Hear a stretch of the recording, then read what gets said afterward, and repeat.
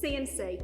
Making critical parts for aeroplanes, racing cars and life-saving medical devices are just some of the reasons why young people decide to pursue a career in this industry.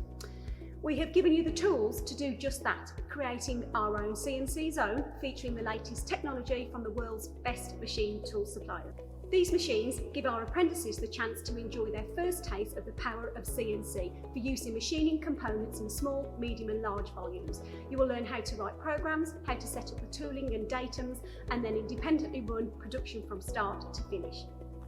To increase the versatility of our apprentices, we will train you on control systems operated by Fanuc, Heiderhain and Siemens, and importantly on how to automate the process using ABB robotics and Halter technology.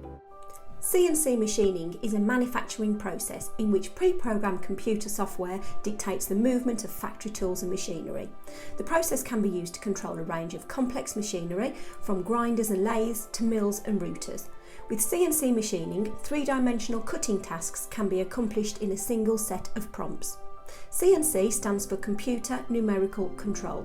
CNC machinery is used in a wide variety of industries including medical, aerospace, transportation, oil and gas, military and defence and electronics.